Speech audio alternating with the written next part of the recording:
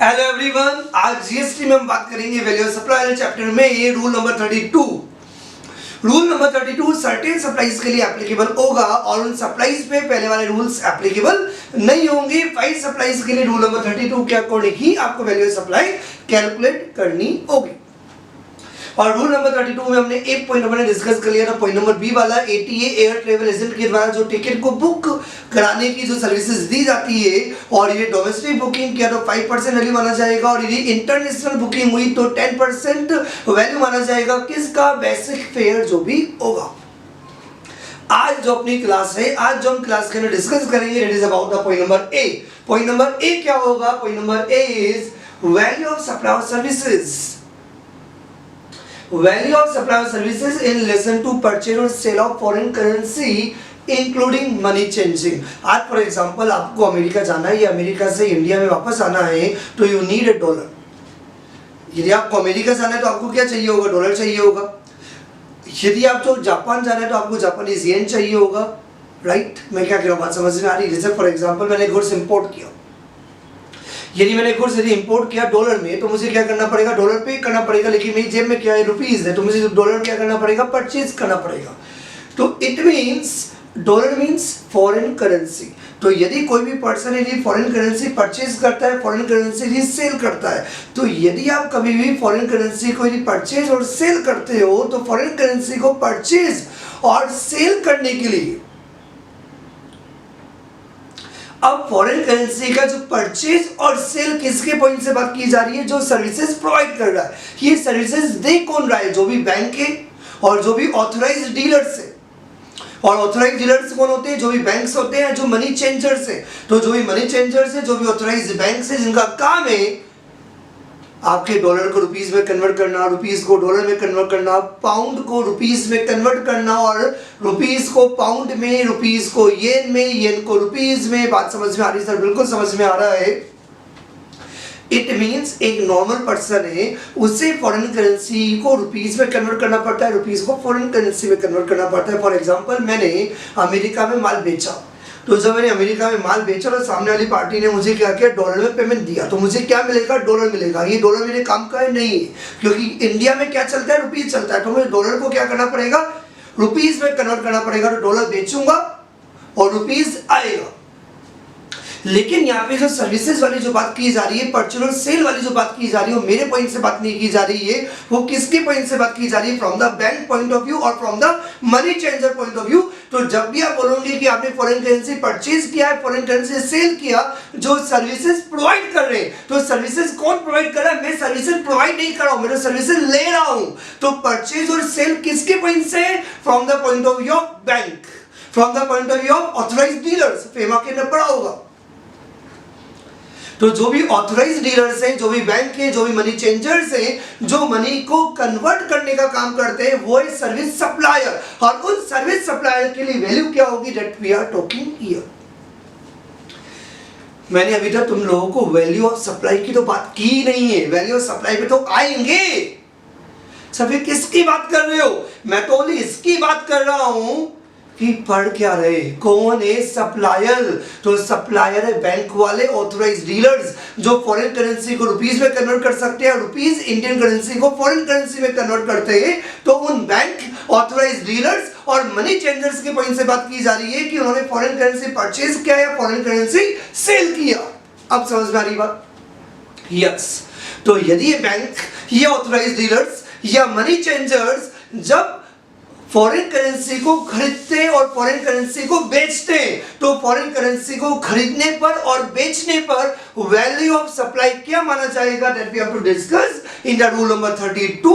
और rule number 32 में point number 1 के अंदर अपन यही डिस्कस करने वाले हैं। यहाँ पे 2 ऑप्शंस है। कितने ऑप्शंस है? 2 ऑप्शंस है। दोनों ऑप्शंस हमें पढ़ने तो पहला डाउट ये आ रहा होगा, सर ये जो ऑप्शंस हैं, ये जो ऑप्शंस हैं, ये सप्लायर के ऊपर डिपेंड करता है या गवर्नमेंट? गवर्नमेंट का ऑप्शन पे कोई देना लेना देना नहीं होता। ये ऑप्शन कौन डिसाइड करेगा? सप्लायर। सर कौन सा ऑप्शन ऑप्ट करें? सप्लायर की मर्जी।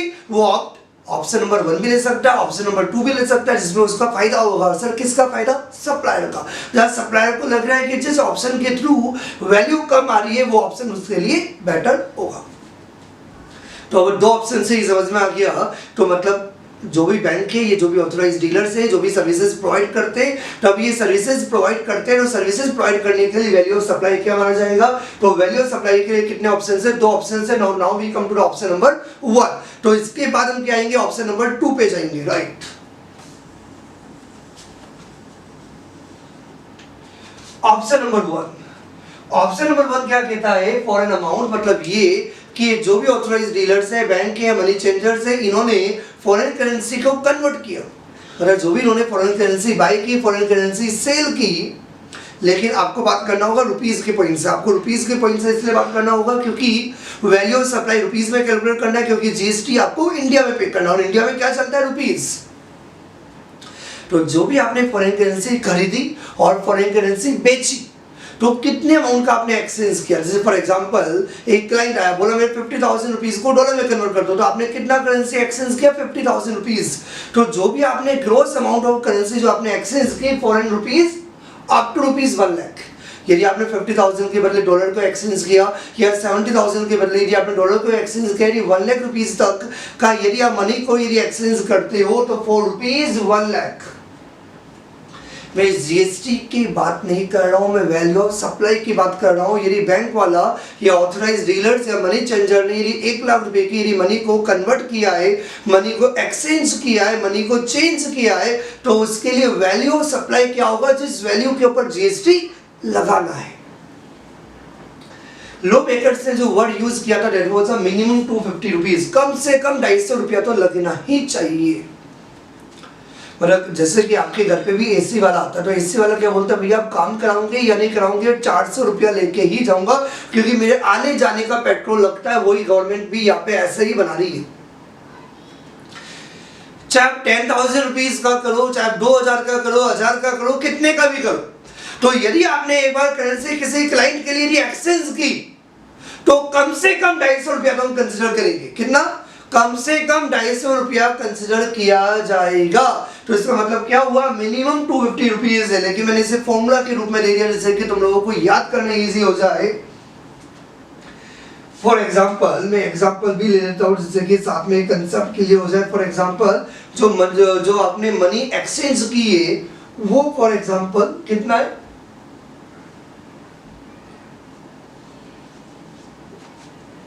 1,000 रुपीज। बहुत सारे एग्जांपल लेंगे, कंसेप्ट पूरा क्लियर होगा, बहुत इंटरेस्टिंग है। यदि सर्विस सप्लायर ने जो मनी एक्सचेंज की वो रुपीज 1,000 की मनी एक्सचेंज की, तो 1,000 रुपीज के लिए कौन सा पॉइंट एप्लीकेबल होगा? 1, 2 या 3? सर पॉइंट नंबर 1 ही एप्लीकेबल होगा 1 लाख रुपीज के लिए। तो 1 लाख रुपीज की जब भी आप मनी को एक्सचेंज करोगे, तो what is the value of supply? The value of supply will be the 1% of, sir 1% किसका? 1% of gross amount of currency exchange और 250 rupees whichever is higher, that is the value of supply। और इस value of supply के ऊपर GST लगेगा। हम value की बात करें, डायरेक्टली जीएसटी कैलकुलेट नहीं कर रही, वैल्यू ऑफ सप्लाई। तो सर वैल्यू क्या आएगा? 1,000 रुपीज का यदि मनी एक्सचेंज यदि किया जा रहा है, तो value will be 1% of gross amount of currency exchange to 1% of 1,000, 1% of 1,000 or rupees 250, whichever is higher। 1,000 का 1% कितना होगा सर? 10 रुपीज। तो 10 और 250 whichever is higher, that is a rupees 250। मतलब आपको डायरेक्टली लो मेकर्स की इंटेंशन समझ में आ गया होगा। कम से कम 250 रुपए का तो वैल्यू मानना ही है। जैसे कि आप कहीं जाते हो, किसी लाइट वाले को बुलाया, भैया मैं मिनिमम 100 रुपीज लूंगा, आप कुछ कराओ या ना कराओ, यदि मैं आपके घर पे आया तो मैं मिनिमम 100 रुपीज लूंगा, मिनिमम 300 रुपया लूंगा, मिनिमम 400 रुपया लूंगा। वैसे ही यहाँ पे बोला मिनिमम वैल्यू ऑफ सप्लाई 250 रुपए तो मानी जानी चाहिए। ऑप्शन नंबर 1, समझ में आ रही बात?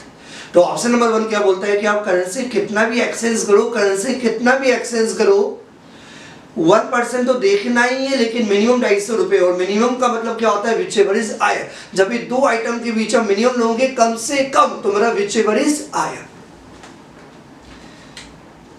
तो यहाँ पे क्या था? 1,000 रुपीज का मनी एक्सचेंज था, तो 1,000 का 1% हुआ, तो 1,000 का 1% हुआ 10 रुपीज, और मिनिमम 250 रुपीज है, तो 250 और 10 whichever is higher, तो 250 रुपीज क्या हो गया? That is the value of supply. Example number 2, example number 2 क्या कहता है, यदि जो मनी एक्सचेंज की जा रही है, जो ग्रॉस अमाउंट आपकी करेंसी एक्सचेंज है, जो करेंसी एक्सचेंज जो हो रही है दैट इज अ रुपीज, अब अपन कितना लें, फॉर एग्जांपल 40,000 रुपीज। यदि आपने 40,000 का करेंसी एक्सचेंज किया तो value of supply would B 1% of currency exchange, 1% of 40,000 और ₹250 whichever is higher। सर 40,000 का 1% कितना हुआ, 400 रुपीज, और 250 whichever is higher, तो यहाँ पे वैल्यू ऑफ सप्लाई कितना हुआ, 400 रुपीज। गवर्नमेंट ये नहीं बोलती ना वैल्यू ऑफ सप्लाई हमेशा 250 रुपीज होगी, गवर्नमेंट ये कहती है कि 1 लाख रुपीज का जब भी मनी एक्सचेंज होगा तो आपको कंपेयर करना पड़ेगा। तो दो आइटम है जो आपको कंपेयर करने, वन इज 1% ऑफ 1% किसका, 1% of the gross amount of the currency जो आपने एक्सचेंज किया, तो 1% of the gross amount of the currency exchange से कंपेयर करना पड़ेगा 250 रुपीज, और इन दोनों में से आपको लेना पड़ेगा whichever is higher।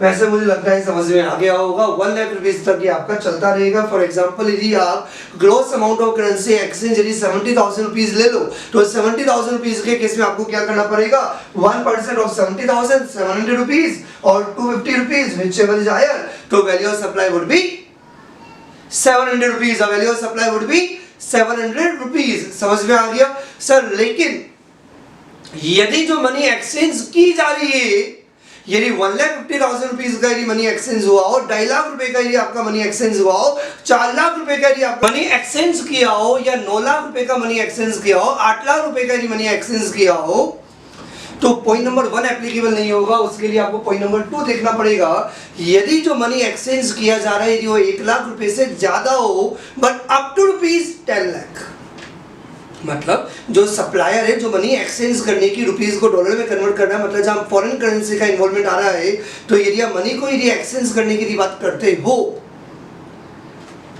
कितना अमाउंट, 1 लाख रुपीस से ज्यादा बट अप टू ₹10 लाख, तो ऐसे केसेस के अंदर वैल्यू ऑफ सप्लाई क्या माना जाएगा, तो पुरानी लिमिट को हमेशा याद रखो। पुरानी लिमिट क्या होगी, एक लेवल के आने के बाद आपका 250 रुपीज की कोई वैल्यू नहीं है, क्योंकि 250 रुपए तो मिनिमम अमाउंट हो गया। आपका मेनली क्या होगा, it is 1% of the gross amount of the currency exchange.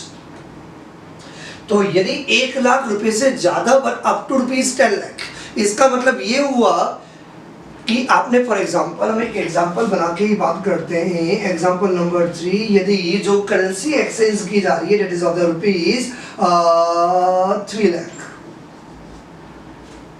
यदि आपने 3 लाख रुपए की करेंसी को यदि एक्सचेंज किया, तो उस केस में वैल्यू ऑफ सप्लाई क्या माना जाएगा, राइट। तो 3 लाख रुपीस की करेंसी एक्सचेंज के केस में जो वैल्यू ऑफ सप्लाई जो आपको लेना है वो बनाने का ट्राई करना है, तो लॉ मेकर्स क्या कहते हैं, 1 लाख रुपए की बात तो आपको पहले से पता ही थी, तो 1 लाख रुपए 1 लाख रुपीस तक कितना वैल्यू ऑफ सप्लाई माना जाएगा, सर 1% तो माना ही जाएगा, 1% और 250 rupees whichever is higher। 250 rupees level आने के बहुत कम हो जाता है, तो जनरली हम क्या मानते हैं, एक लेवल से ऊपर आने के बाद आपका 1000 रुपीज ही होगा। कितना होगा, 1% ऑफ द 1 लाख, तो 1 लाख तक तो आपका ऑलरेडी यही, तो 1 लाख तक यदि आपका ऑलरेडी यही, तो 1 लाख का 1% कितना होगा, दैट इज 1000 रुपीज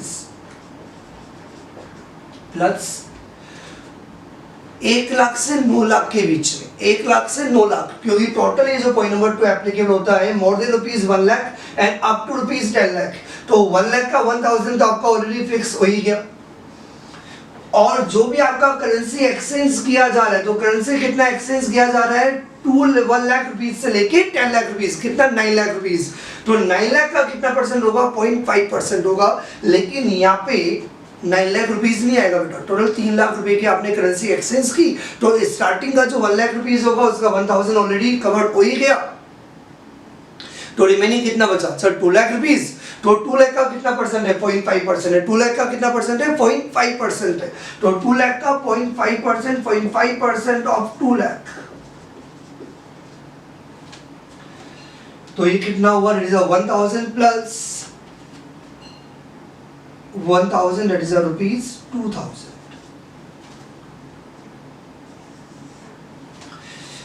देखो लॉ में जो प्रोविजन दिया हुआ रूल नंबर 32 में उसमें 1000 दिया हुआ, लेकिन 1000 याद मत करना, क्योंकि जितना रिटेंशन आपका कम होगा, रिटेंशन नहीं, जितना आप लर्न करने का कम ट्राई करोगे उतना आपका रिटेंशन ज़्यादा होगा।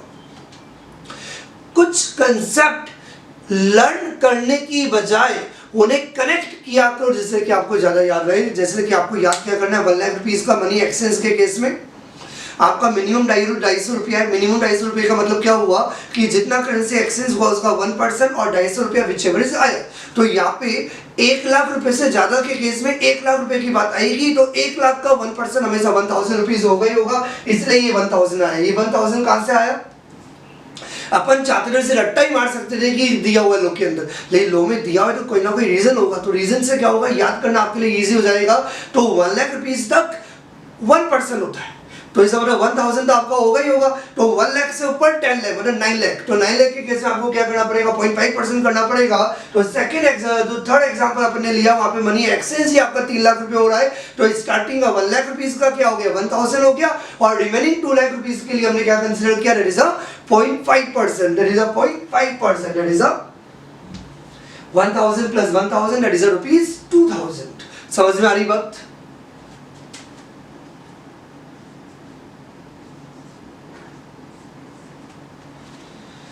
Now we come to the example number 4। पर एक काम करते हैं और एग्जांपल ले लेते हैं जिससे कि आपको एक कंसेप्ट अच्छी तरह याद हो जाए। तो यदि आपका जो मनी एक्सचेंज किया जा रहा है फॉर एग्जांपल 8 लाख रुपीस, यदि आपने जो मनी एक्सचेंज की है यदि वो 8 लाख रुपए की मनी एक्सचेंज की है, तो 8 लाख रुपीस के लिए वैल्यू क्या होगा सर? जो स्टार्टिंग का जो 1 लाख रुपीस है सर, 1 लाख के केस में आपका 1% हो जाएगा, रिजर्व 1000 रुपीज होगा, क्योंकि विच एवर जायर के हिसाब से 1000 ही होगा। आपको दिखाने की जरूरत नहीं है, आपको डायरेक्टली 1000 लिखना पड़ेगा। फिर जो आपका gross amount of currency exchange किया जा रहा है 1 लाख से ऊपर, वो कितना है 7 लाख रुपीज। तो 7 लाख का कितना परसेंट होगा, 0.5% होगा। तो 0.5% ऑफ 7 लाख रुपीज, तो कितना अमाउंट आया 1000 plus 3500 rupees, that is rupees 4500। तो value of supply would be the 4500 rupees. Now we come to the point number 3। लेकिन एक काम करो, पहले ये 4 एग्जांपल्स लिख लो, क्योंकि हमें अभी पॉइंट नंबर 3 को समझने के लिए और एग्जांपल्स लेने होंगे। Write down fast. Now we come to the point number 3। point number 3 क्या कहता है, यदि जो मनी एक्सचेंज की जा रही है डॉलर टू रुपीज या रुपीज टू डॉलर में, that is more than rupees 10 lakh. यदि आपने 10 लाख रुपए से ज्यादा यदि आपने करेंसी एक्सचेंज की, then what is the value of supply? तो लो मैकर ये कहता है कि यदि आपने फॉर एग्जांपल 15 लाख रुपए का यदि आपने करेंसी एक्सचेंज किया, हम एग्जाम्पल से ही समझने का ट्राई करते हैं। एक एग्जाम्पल बना लेते हैं, that is the 5th example. तो यदि जो करेंसी एक्सचेंज किया that is rupees 15 lakh rupees, तो 15 लाख रुपए के करेंसी एक्सचेंज के केस में what is the value of supply? तो लो मेकर से कहा पुराना याद रखो लिमिट। सर पुरानी लिमिट मतलब 10 लाख रुपए की जो आपकी लिमिट है वो याद रखो। तो 10 लाख रुपए में एक तो 1 लाख रुपए तक का था, तो अप टू रुपीज 1 लाख में क्या था 1000 रुपीज। ये 10 लाख इसमें भी याद कर सकते हो, ऐसे याद करने की जरूरत। 10 लाख रुपए में भी 1000 तो आपका फिक्स है ही। टोटल 10 लाख रुपीज में रिमेनिंग कितना बचा 1 लाख टू 10 लाख 5 लाख, टोटल 10 लाख रुपए। तो पुराना 10 लाख आपको याद रखना पड़ेगा ना 15 लाख के लिए। तो 10 लाख में 1 लाख पे यदि आपने 1000 कंसिडर कर लिया, 1 लाख पे यदि आपने 1000 का वैल्यू सप्लाई ले लिया, तो रिमेनिंग कितना बचा 5 या 6। तो कैसी बातें कर रहे हो, मैं जानबूझकर उल्टा पुल्टा बोलता हूँ। ये चेक करने के लिए तू मेरा वीडियो देख रहा है नहीं देख रहा है? बेटा बेटा देखने के साथ दिमाग भी सामने यूज करने का। वेरी गुड, बड़ा मजा आ रहा है। जब जीएसटी पढ़ते हैं सर तो माइंड कहीं डाइवर्ट ही नहीं होता सर, नजरें से विजड़ ही होती है। I love GST. और सर जब ये आप फॉरेन करेंसी का पढ़ा रहे हो सर, ये तो बहुत ही अच्छा लग रहा है। I loved it, I loved GST. Yes यही तो बात हुई, मजा आ रहा है बहुत। सर दिमाग कहीं और जा ही नहीं सकता सर, कुछ याद ही नहीं रहता सर। जब टैक्स पढ़ते हो उस समय सिर्फ टैक्स की बात याद रहती है। वाह क्या बात है, मजा आ रहा है। यस, तो यदि मनी करेंसी की आपकी जो एक्सचेंज की जा रही है 50 लाख रुपीस का, तो 50 लाख रुपीस में फिर 10 लाख रुपए की बात करेंगे और 10 लाख रुपीस के अंदर 1000 रुपीस तो 8, तो 1000 रुपीज रिमेनिंग कितना हुआ 9 लाख। 9 लाख कैसा है, 1 लाख टू 10 लाख के बीच में कितना है सर 9 लाख रुपीस है सर। 9 लाख का कितना परसेंट होगा 0.5% होगा। 9 लाख का कितना परसेंट होगा 0.5% होगा। 5% 0.5% ऑफ 9 लाख, 0.5% ऑफ 9 लाख कितना होता है ये amount 4500 rupees. We are genius. तो ये अमाउंट कितना हो गया 5500 रुपीज। तो लो मेकर बोलते भैया जब 10 लाख रुपए से ज्यादा का अमाउंट होगा तो बार बार ऐसे कैलकुलेट करने का क्या मतलब, तो डायरेक्टली क्या अमाउंट बोल दो 5500। तो कुछ बच्चे अट्टा मारते हैं 5500, 10 लाख से ऊपर, 10 लाख से ऊपर, 10 लाख रुपीज से ऊपर। जब भी मनी करेंसी एक्सचेंज होगी 5500 होगा बेटा, तू रट्टा मारेगा तो सीएस बन ही नहीं पाएगा जन्म में। तो तुमने सुना होगा सीएस फाइनल बहुत ज्यादा टफ है, वो टफ नहीं है, सबसे इजी है। सबसे इजी है सीएस बनना यदि पढ़ने का तरीका सही हो तो, और पढ़ाई से इजी कुछ नहीं होता। लेकिन आपको रोज समझना पड़ेगा, पढ़ने का तरीका बहुत मायने रखता है, क्योंकि आप जिस तरीके से पढ़ते हो उससे आपके कंसेप्ट समझ में भी आते हैं और याद भी रहते हैं। तो आपको अपने पढ़ने के तरीके में बहुत ज्यादा फोकस करना है। तो 5500 तो आपको समझ में आ गया कि कैसे बना, समझ में आया बेटा 5500। तो 5500 होगा क्योंकि अपन बात कर रहे हैं जब मनी एक्सचेंज की जाएगी मोर देन रुपीज 10 लाख। तो ये 10 लाख रुपए से किया गया तो 5500 तो हो ही गया। और यहाँ पे 10 लाख से ऊपर कितना है सर 5 लाख। तो 5 लाख के लिए क्या किया अपन ने 0.1%, कितना percent 0.1% of the gross amount of the currency exchange. तो 0.1% of the gross amount of currency exchange, और वो कितना है, इट इज 5 लाख। 10 लाख से ऊपर 5 लाख ही ना, तो 5 लाख का 0.1% कितना हुआ, बेस्ट तरीका बेटा 5 लाख का 10% होता है 50,000 है ना, 1% कितना होता है 5,000। तो ये ऑब्वियसली कितना होगा 500 रुपीज। कितना अमाउंट 500 रुपीज।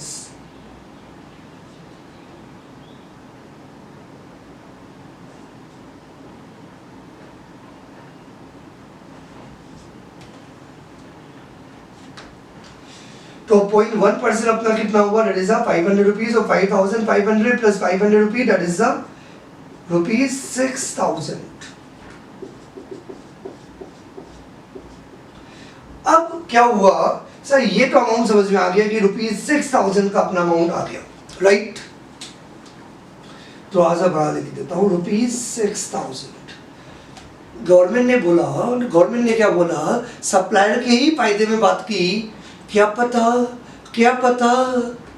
1500 करोड़ का अमाउंट यदि आपने एक्सचेंज किया, क्योंकि रीजन बिहाइंड है बड़े बड़े एक्सपोर्टर भी होते हैं, बड़े बड़े इंपोर्टर भी होते हैं। तो यदि किसी ने गुड्स इंपोर्ट किया हो या गुड्स एक्सपोर्ट किया हो तो आपका करेंसी एक्सचेंज कराएगा वो बंदा आपके बैंक के पास।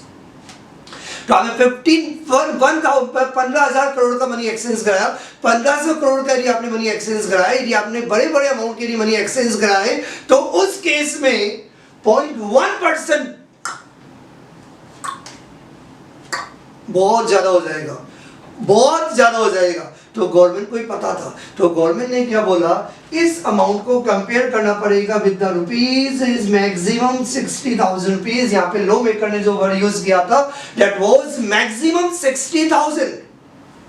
मैंने इसे फॉर्मूला के रूप में लिख दिया कि जितना ये अमाउंट आ रहा है इस अमाउंट को आपको कंपेयर करना पड़ेगा। मैक्सिमम का मतलब है ज्यादा से ज्यादा, मतलब इससे ऊपर नहीं हो सकता, इससे ऊपर नहीं हो सकता, मतलब इससे कम ही होगा। तो मतलब विच एवर इज लोअर, तो जो अमाउंट आ रही है इस अमाउंट को आपको कंपेयर करना पड़ेगा 60,000 से, विच एवर इज लोअर। तो 6,000 और 60,000 which ever is lower, it is 6,000। अब कुछ बच्चों को डाउट आ रहा होगा सर हर केस में 6,000 ही कम होगा, ऐसा नहीं होगा, क्योंकि गवर्नमेंट का इंटेंशन है कि जब आपका अमाउंट बड़ा होगा तो ऐसे केसेस में वैल्यू ऑफ सप्लाई 60,000 से ऊपर किसी भी केस में नहीं ली जाए। तो we take the one more example to understand this. For example in a gross amount of currency exchange,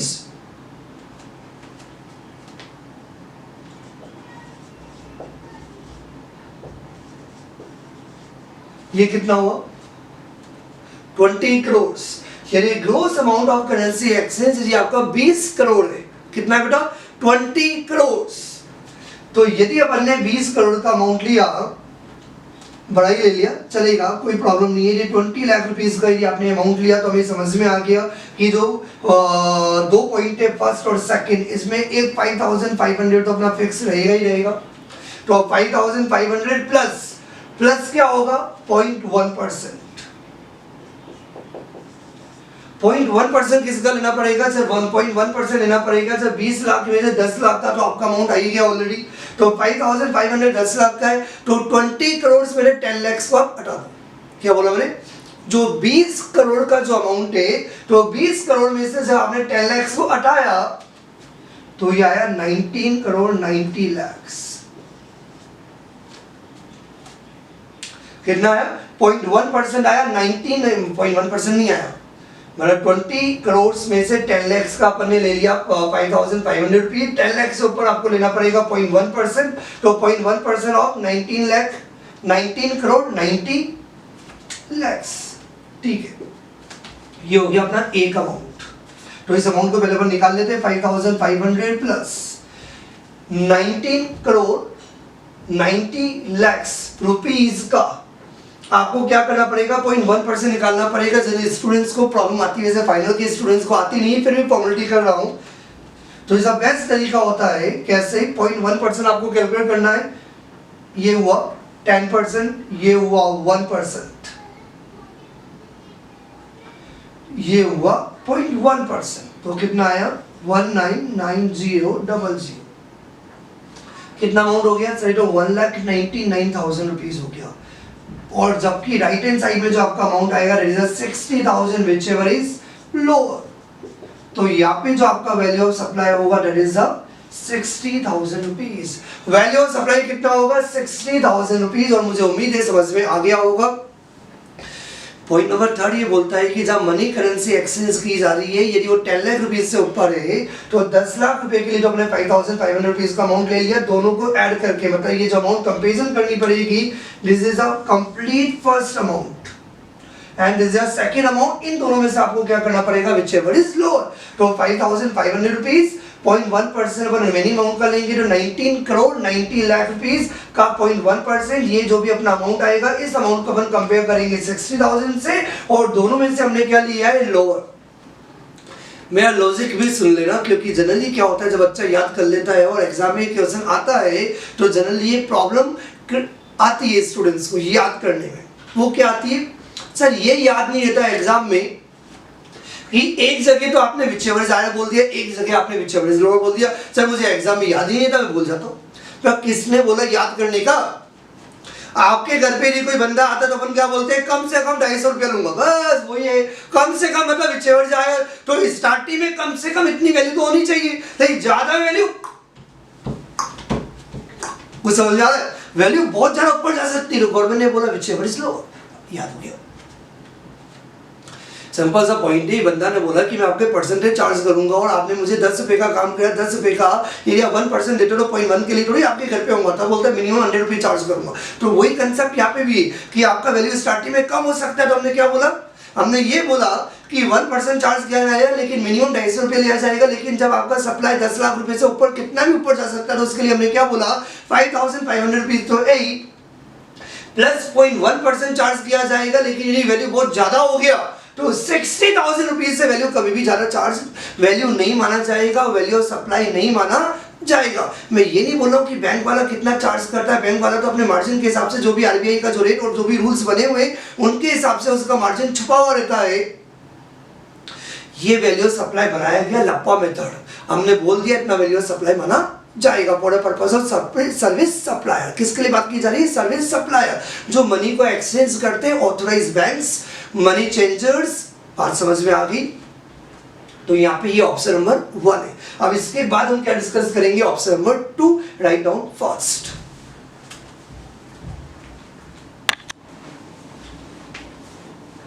now we come to option number 2। Option number 2 किसका ऑप्शन नंबर 2?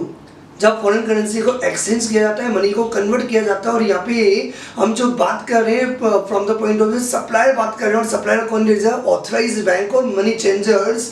तो पहला ऑप्शन अपना कंप्लीट हो गया था जहाँ पे अपने लप्पा मारा था 1 lakh rupees, 1 lakh to 10 lakh rupees अभी अपने पढ़ा ना, और अब 10 lakh rupees. Very good. Now we come to option number 2, that is the rule number 32, sub rule number 2, close A, वो close B था, वो सेकंड ऑप्शन था, लेकिन लप्पा वाला ऑप्शन मैंने पहले पढ़ा दिया, और ये अपना लॉजिकल ऑप्शन है। क्या लॉजिकल? थोड़ा सा लॉजिक भी है। रूल नंबर 32, सब रूल 2, क्लोज A, ये अपना सेकंड ऑप्शन है। ये सेकंड ऑप्शन क्या कहता है? ये कहता है कि पहले इसको अपन दो पार्ट में डिवाइड कर सकते हैं, पहला पार्ट, दूसरा पार्ट। क्या क्वेश्चन में आपको आरबीआई का रेफरेंस रेट दिया हुआ है या आरबीआई का रेफरेंस रेट नहीं दिया हुआ है? क्योंकि द रीजन आप जब डॉलर को रुपीस में कन्वर्ट करोगे, पाउंड को रुपीस में कन्वर्ट करोगे, येन को रुपीस में कन्वर्ट करोगे, तो जब भी आपका कन्वर्जन होगा फॉरेन करेंसी का into the Indian rupees, Indian currency, तो जब फॉरेन करेंसी जब इंडियन करेंसी में कन्वर्ट होगी तो आपको रेट यूज करनी पड़ेगी, और the conversion rate will be the RBI reference rate. कौन सा? RBI reference rate. RBI reference rate कौन सा बेटा? मजा आया ना? RBI reference rate, RBI reserve bank of India. तो रिजर्व बैंक ऑफ इंडिया ने जो कन्वर्जन का जो भी रेफरेंस रेट दे रखा है for this purpose that we have to consider. तो दो part, whether RBI reference rate is given or whether RBI reference rate is not given। तो पहला केस, यदि RBI का रेफरेंस रेट दिया हुआ है for the purpose of conversion, तो यहाँ पे दो पार्ट होंगे। जैसे कि क्वेश्चन में आपको डायरेक्टली दिया हुआ है कि पार्टी ने बैंक से फॉरेन करेंसी सेल की, फॉरेन करेंसी बाय की। पार्टी ने डॉलर बेचा, मतलब बैंक ने डॉलर परचेज किया। तो यहाँ पे पार्टी कस्टमर के पॉइंट से बात नहीं कर रहा हूँ मैं, किसके पॉइंट से बात कर रहा हूँ? बैंक के पॉइंट से बात कर रहा हूँ। एक्चुअली अपन एफएम पढ़ते तो बहुत मजा आता है, हमें यहाँ पे जीएसटी के पॉइंट से बात करनी है, इसलिए मैं बहुत ज़्यादा कॉम्प्लिकेटेड और डिफरेंट नहीं बना रहा हूँ, बहुत इजी बता रहा हूँ। यहाँ पे सर्विस सप्लाई बैंक है, तो आपको बैंक के पॉइंट से बात करनी है कि बैंक ने फॉरेन करेंसी खरीदी या फॉरेन करेंसी बेची। I am not talking from the point of view of customer, क्योंकि नॉर्मली बातें तो यही की जाती है, मैं कस्टमर हूँ, मैंने कोई माल खरीदा फ्रॉम अमेरिका, तो जब मैंने अमेरिका से माल खरीदा तो मुझे डॉलर पे करना पड़ेगा, तो मैं डॉलर खरीदूंगा। मैं कौन? कस्टमर ने जब डॉलर खरीदा तो मेरे पास डॉलर कहाँ से आएगा? बैंक से। तो बैंक ने डॉलर बेचा, मैंने डॉलर खरीदा। तो सर ये क्वेश्चन खरीदने वाला है बेचने वाला है? मैंने फॉरेन करेंसी खरीदी, बैंक ने फॉरेन करेंसी बेची। जीएसटी कौन पे करेगा? Service supplier. तो किसके पॉइंट से बात की जा रही है? Bank, authorised dealers, money changers, जो सर्विसेज सप्लाई कर रहे हैं। तो जब भी आप ये बात करोगे कि फॉरेन करेंसी बाय की या फॉरेन करेंसी सेल की, तो कस्टमर के पॉइंट से बात नहीं करना, we have to talk from the point of view of authorised dealers, bank, money changer. समझ में आई बात? तो यदि क्वेश्चन में आपको आरबीआई का रेफरेंस रेट दिया हुआ है और आरबीआई के रेट के साथ आपको ये दिया हुआ है कि आपने फॉरेन करेंसी खरीदी, फॉरेन करेंसी बेची, तो कस्टमर नहीं बैंक, तो इस सर्विस सप्लायर वैल्यू कैलकुलेट कर रहा हम यहाँ पे कस्टमर के पॉइंट से बात नहीं करेंगे। पहला पॉइंट समझ में आया बेटा? तो हमने क्या किया कि जो अपना ऑप्शन नंबर 2 है, इस ऑप्शन नंबर 2 के अंदर हमने क्या किया? ऑप्शन नंबर 2 के अंदर इसे दो कैटेगरी के अंदर डिवाइड कर दिया, whether RBI reference rate is given और whether RBI reference rate is not given. तो जब आरबीआई का रेफरेंस रेट दिया हुआ है तो इसको भी हमने दो पार्ट में डिवाइड कर दिया,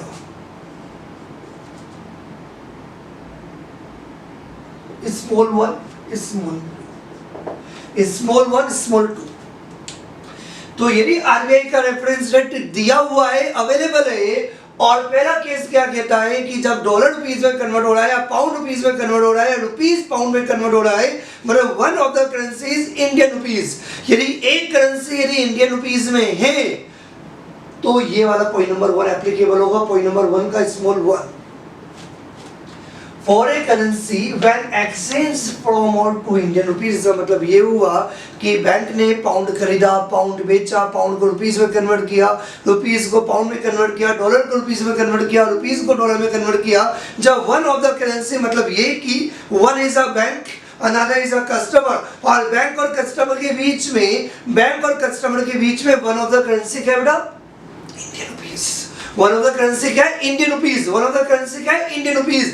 तो यदि दोनों में से एक करेंसी यदि इंडियन रुपीस है, तो पॉइंट नंबर 1 का स्मॉल नंबर 1 ये कहता है कि जब बैंक फॉरेन करेंसी दे रहा है या फॉरेन करेंसी ले रहा है, तो फॉरेन करेंसी दे रहा है मतलब फॉरेन करेंसी बेच रहा है, और फॉरेन करेंसी ले रहा है मतलब फॉरेन करेंसी खरीद रहा है।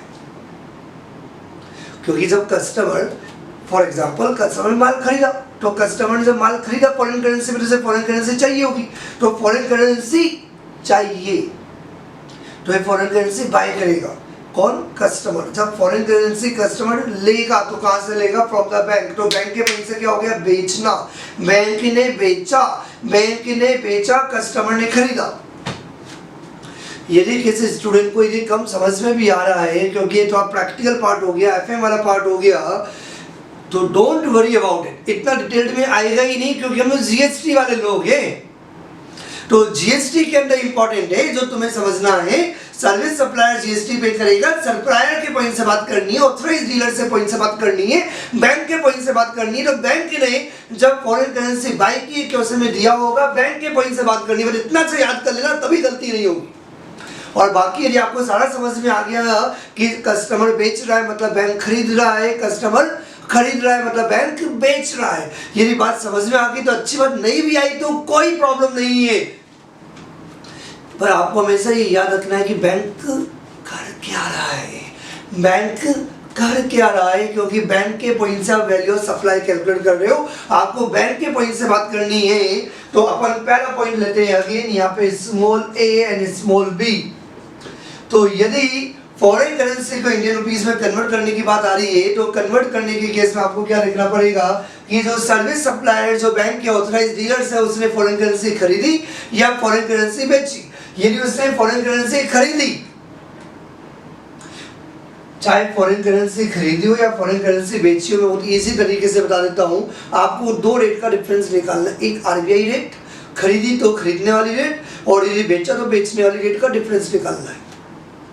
करना क्या है, जो आरबीआई का जो रेफरेंस रेट क्वेश्चन में दिया होगा, उस आरबीआई के रेट को आप आरबीआई रेफरेंस रेट को आपको कंपेयर करना पड़ेगा विद द, यदि सर्विस सप्लायर ने खरीदा, सर्विस सप्लायर ने फॉरेन करेंसी परचेज की तो बाइंग रेट दी हुई होगी, और यदि सर्विस सप्लायर बैंक ने यदि फॉरेन करेंसी बेची तो सेलिंग रेट। इन दोनों का आपको डिफरेंस निकालना होगा। किन दोनों का? सर आरबीआई रेफरेंस रेट, मैं बोल रहा हूँ मेरे साथ बोलो, बहुत मजा आएगा। I love GST. चल किन्हें कंपेयर करना है? एक आरबीआई का रेफरेंस रेट, बेटा बोलो बोलो बोलो, मजा आ रहा है। एक आरबीआई का रेफरेंस रेट, एक आरबीआई का रेफरेंस रेट। दूसरा, यदि बैंक ने फॉरेन करेंसी खरीदी तो बाइंग रेट, और यदि बैंक ने फॉरेन करेंसी सेल की तो सेलिंग रेट। इन दोनों का आपको डिफरेंस निकालना होगा। चल पहले ये लेफ्ट में क्या लिखे, जो ज्यादा है वो लिख दो ना, ऐसे फॉर्मूला रट्टा मारने की जरूरत ही नहीं। इनटू फॉरेन करेंसी, यदि बाई किया तो फॉरेन करेंसी बोट, और यदि फॉरेन करेंसी सेल की तो जितनी फॉरेन करेंसी आपने बेची वो आ जाएगा, सिंपल। क्योंकि ऐसे फॉर्मूला बनाते रहेंगे तो दुखी हो जाएंगे हम, याद नहीं कर पाएंगे हम लोग। तो आपको सिंपल इतना याद रखना है, बहुत इजी कंसेप्ट है। यदि आरबीआई का रेफरेंस रेट क्वेश्चन में दिया हुआ है, आरबीआई का रेफरेंस रेट दिया हुआ ही है ऑलरेडी, वेरी गुड, और आरबीआई का रेफरेंस रेट दिया हुआ है। दूसरा पॉइंट, आप डॉलर टू रुपीज है, पाउंड टू रुपीज है, मतलब ये कि one of the currency rupees है आपका। तो सिंपल कंसेप्ट है, आपको ये देखना पड़ेगा कि बैंक ने फॉरेन करेंसी बाई किया, बैंक ने फॉरेन करेंसी सेल की, तो दोनों में आपको याद रखना पड़ेगा one of the element is RBI reference rate, दूसरा क्या है बाइंग और सेलिंग रेट, इन दोनों का डिफरेंस इनटू फॉरेन करेंसी। समझ में आ रही बात बेटा? Very good. तो ये हो गया अपना पहला पार्ट। सर यहाँ पे आपने डिफरेंस से लिखा, आपने ये बोलने के लिए तो बोल दिया कि आरबीआई का रेफरेंस रेट माइनस डिफरेंस आपको निकालना पड़ेगा बाइंग और सेलिंग रेट। एग्जाम में ये क्वेश्चन आए तो कंफ्यूज होने की जरूरत नहीं है कि आपको ऐसा फॉर्मूला लिखना है। तो ये याद रखो कि जो ज्यादा है वो कंसिडर कर लो। जब आप क्वेश्चन सॉल्व करोगे, तो क्वेश्चन जब सॉल्व करोगे तो क्वेश्चन आपको दिया हुआ होगा। तो ये आरबीआई रेफरेंस आपका ज्यादा है, परचेज के केस में तो RBI reference rate minus buying rate, और सेल के केस में selling rate minus buying RBI reference rate, इन दोनों का जो भी डिफरेंस आएगा उसको आपको मल्टीप्लाई करना पड़ेगा विद द फॉरेन करेंसी आपने कितना बाई किया और फॉरेन करेंसी आपने कितना सेल किया। दूसरा point, when neither of the currencies exchange is Indian rupees, when neither of currencies exchange is Indian rupees, मतलब ये कि जब जैसे बैंक ने डॉलर लिया तो डॉलर लिया रुपीस दिया, डॉलर लिया रुपीस दिया, तो वन ऑफ द करेंसी क्या थी, रुपीस था। या बैंक ने डॉलर दिया तो डॉलर दिया तो रुपया लिया, डॉलर दिया रुपया लिया, डॉलर दिया रुपया लिया, बात समझ में आ गई। या डॉलर लिया रुपया दिया, तो दोनों में से एक करेंसी रुपीस था। लेकिन यदि दोनों में से एक भी करेंसी से रुपीस नहीं है, ऐसा कैसे हो सकता है, मैं बता देता हूँ।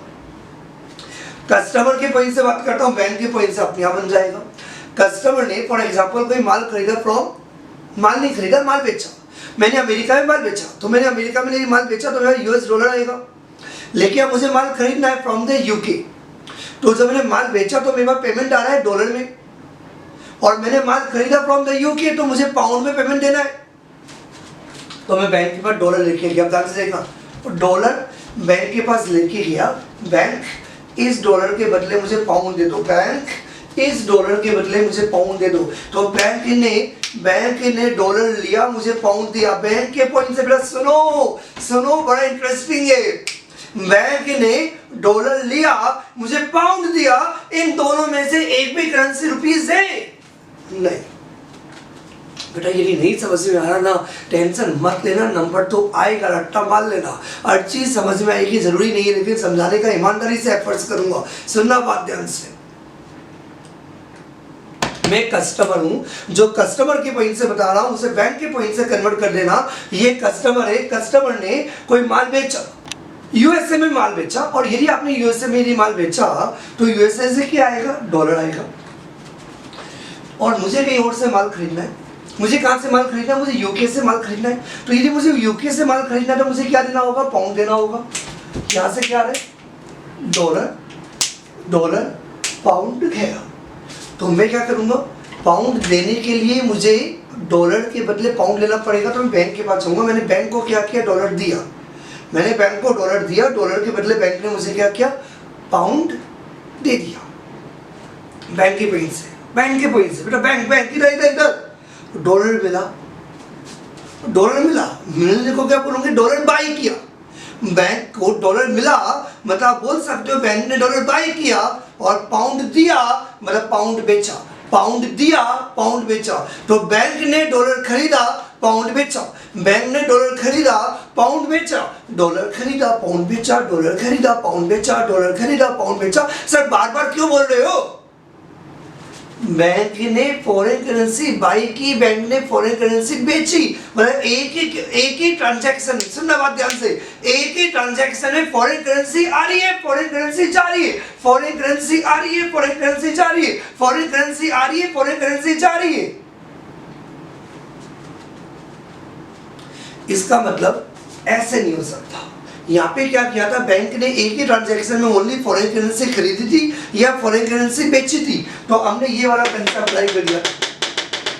यहाँ पे जब बैंक ने फॉरेन करेंसी खरीदी और फॉरेन करेंसी बेची तो इंडियन रुपीस कहीं भी इन्वॉल्व नहीं था, तो हमें रुपीस में लाना पड़ेगा। तो हम एक काम करते हैं, एक बार फॉरेन करेंसी आई, फॉरेन करेंसी गई, तो जिस फॉरेन करेंसी को आपने बेचा उसको आरबीआई रेट से कन्वर्ट कर दो, और जिस फॉरेन करेंसी को आपने खरीदा उसको भी आप आरबीआई रेट से कन्वर्ट कर दो। जो फॉरेन करेंसी आपने बेची उसको भी आरबीआई रेट से कन्वर्ट कर दो। जैसे बैंक के पॉइंट से बैंक ने पाउंड बेचा, तो पाउंड बेचा इंटू आरबीआई रेट, डॉलर खरीदा इंटू आरबीआई रेट, तो दोनों में आपने क्या किया, इंडियन रुपीस में कन्वर्ट कर दिया। और जब आपने इंडियन रुपीस में कन्वर्ट कर दिया दोनों को, तो अमाउंट 1 और amount 2 whichever is less, और जो लेस वाला जो अमाउंट आएगा that is a gross Indian rupees GIR। इस ग्रॉस इंडियन रुपीज का 1% विल बी द वैल्यू। कितना percent, 1% will be the value.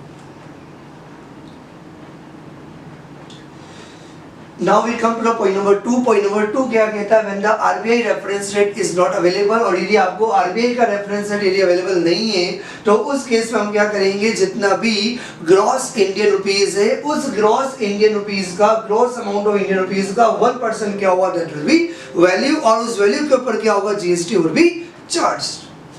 समझ में आ गई बात? जब क्वेश्चंस लेंगे तो और कॉन्फिडेंस आएगा. एक बार मैं समराइज कर देता हूं. तो जो भी ऑथराइज्ड डीलर्स है, जो भी बैंक है, जो भी सर्विस सप्लायर है, तो ये जो सर्विस सप्लायर इसके पास दो ऑप्शंस अवेलेबल है. पहले वाले ऑप्शंस के अंदर लप्पा था, जहां पे हमने 1 लाख, 1 लाख टू 10 लाख और अबाउट 10 लाख रुपीस के अमाउंट की बात की थी. और सेकंड ऑप्शंस के अंदर हमने यहाँ पे तो लॉजिकली किया विद द आरबीआई रेट. यदि आरबीआई रेट अवेलेबल है तो हम लॉजिकली कैलकुलेट कर सकते हैं, और यदि आरबीआई रेफरेंस रेट अवेलेबल नहीं है जिनके लिए, एक्चुअली ये एक ही ट्रांजैक्शन में केस हो सकता है. जैसे मैं फॉर एग्जांपल बैंक हूँ, अब मैं बैंक हूँ तो मेरे साथ कोई फॉर एग्जांपल डॉलर के लिए भी आता है, पाउंड के लिए भी आता है, जापानी येन के लिए भी आता है. तो फॉर एग्जांपल डॉलर है, डॉलर का आरबीआई रेट दिया हुआ है, पाउंड का आरबीआई रेट दिया हुआ है, लेकिन जो मॉरिशस रुपीस है उसका आरबीआई रेट अवेलेबल नहीं है. तो ऐसे केसेस में जब मैंने एक ही ऑप्शन अडॉप्ट किया, कौन सा वाला ऑप्शन, ऑप्शन नंबर 2, और जब मैंने ये ऑप्शन ऑप्ट किया है तो ऑब्वियसली मैं एक ही ऑप्ट करूंगा. तो ऐसे में जो जो ट्रांजैक्शंस के लिए आरबीआई रेट अवेलेबल है उनकी वैल्यू मैं ऐसे कैलकुलेट करूंगा, और जिन ट्रांजैक्शंस में आरबीआई का रेट अवेलेबल नहीं है, जब मैंने मॉरिशस रुपीस को रुपीस में कन्वर्ट किया, और मॉरिशस रुपीस के केस में मान लो कि आरबीआई का रेट अवेलेबल नहीं है, तो उसके लिए आपको क्या करना पड़ेगा, 1% of gross amount of Indian rupees. This is a value of services. तो ऐसा हो सकता है किसी को कंफ्यूजन हो, don't worry about it. When will take the questions, question लेते ही आपको बिल्कुल कॉन्फिडेंस रहेगा और कोई भी प्रॉब्लम नहीं होगी. Just write down it first.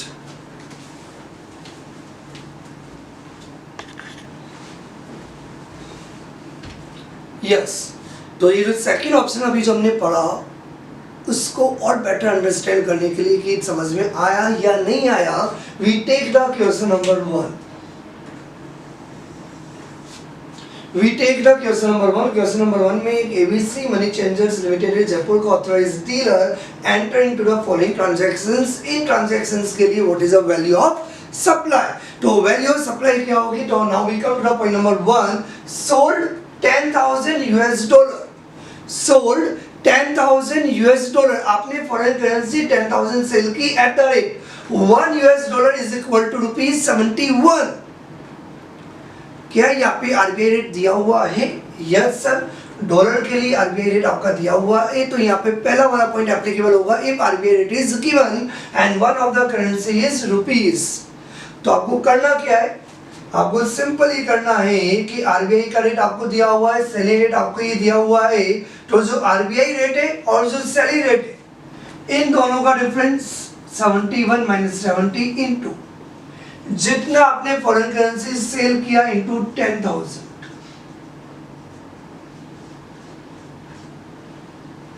तो पहले के अंदर value of supply will B 10,000 rupees. Sir आपने थोड़ा जल्दी बता दिया तो वापस से बोल देता हूं बेटा.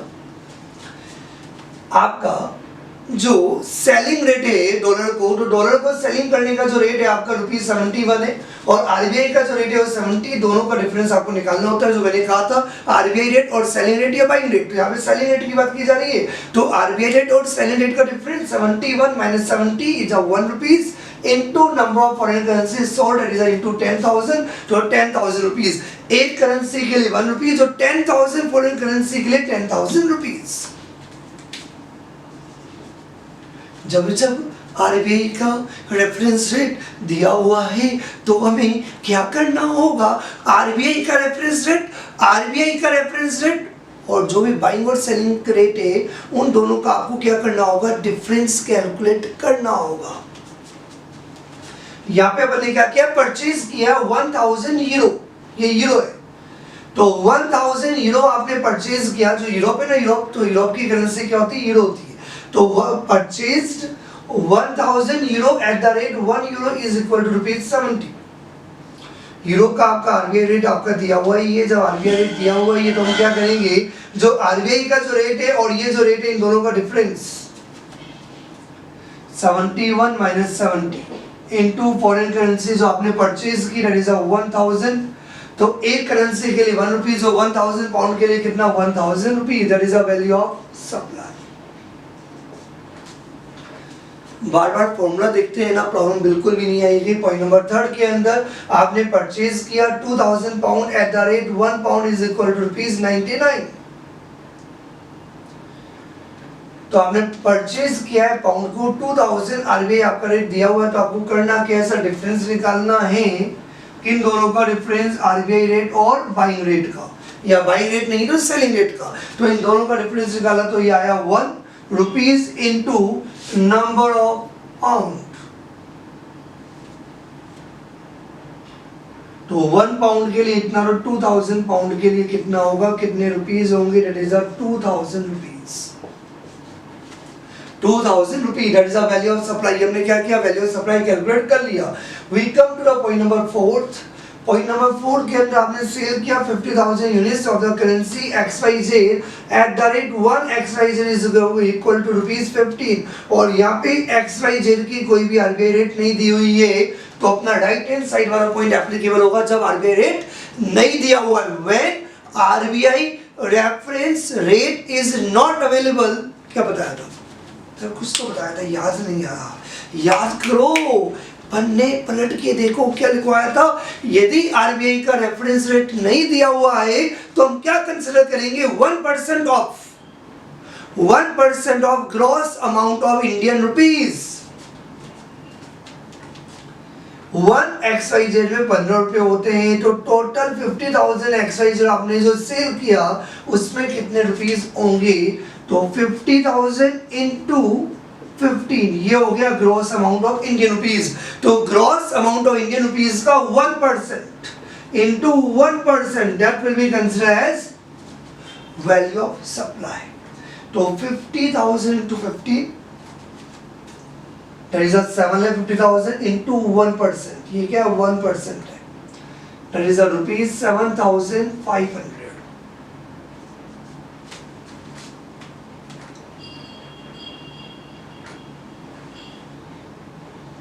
सोल्ड 9,680, आरबीआई का रेट है, इसका तो कोई लेना देना है ही नहीं।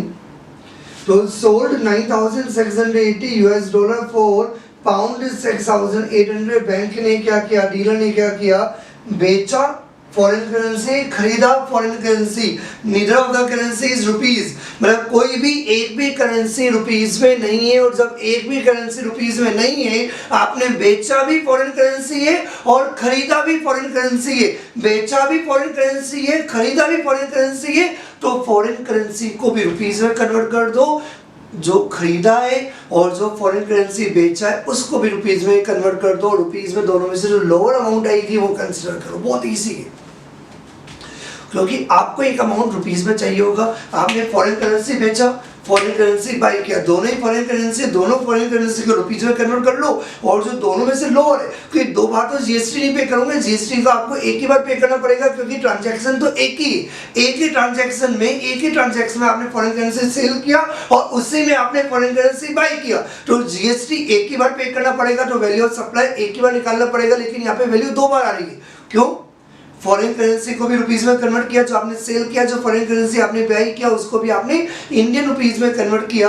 तो दोनों में से क्या किया जाएगा, जो लोअर अमाउंट है उसका 1% क्या किया जाएगा, that is the value of supply. तो जल्दी जल्दी बोल दिया, आराम से बात करते हैं। अपन ने एक बार क्या किया, फॉरेन करेंसी बेची, तो फॉरेन करेंसी अपन ने कितना सेल किया, 9,680। तो अपन अपना जो अमाउंट 1 आ जाएगा वो क्या आ जाएगा, 9,680। जो आपने सेल किया, क्या सेल किया, that is the US dollar. तो US डॉलर को भी रुपीस में कन्वर्ट कर लेते हैं। US डॉलर को रुपीस में कन्वर्ट करने की रेट इंटू 70। फॉरेन करेंसी आपने कितना खरीदा, फॉरेन करेंसी जो आपने खरीदा दैट इज 6,800 पाउंड, राइट। और इस 6,800 पाउंड को भी अपन क्या करते हैं सर, रुपीस में कन्वर्ट कर लेते हैं, उसे अपन बोलते हैं अमाउंट 2। तो 6,800 इनटू पाउंड को जब अपन रुपीस में कन्वर्ट करेंगे, तो पाउंड को रुपीस में कन्वर्ट करने की आरबीआई रेट इज 71। क्योंकि आरबीआई रेट के हिसाब से किया जाएगा, तो एक्चुअली जो ट्रांजैक्शन अलग है, पार्टीज अलग है, पार्टीज अलग है, तो ये वाला रेट तो अपन कंसिडर करेंगे नहीं। तो रेट कौन सा लेंगे? आरबीआई का रेफरेंस रेट। तो कितना आया? 9680 into 70, that is a 6,77,600 and that is a 6,80,000 rupees। अब हम क्या करेंगे, दो अमाउंट आ गई और वैल्यू तो एक ही होगी और जीएसटी भी आपको एक ही बार पे करना पड़ेगा। तो इन दोनों में से कौन से अमाउंट अपन कंसिडर करेंगे? Gross amount of Indian rupees जो बोला जाएगा, that will be the lower amount. और इन दोनों में से जो लोअर अमाउंट होगा 677,600 और वैल्यू क्या लेंगे अपन? That is 1% of 677,600। 6,776 इन पांचों वैल्यू को आप ऐड कर दो, that is a value of supply. तो वैल्यू ऑफ सप्लाई क्या आएगा? The value of supply will be 26,276। 26,276, that is the value of supply. Write down first, समझ में आ गया होगा। Have a good day to all of you.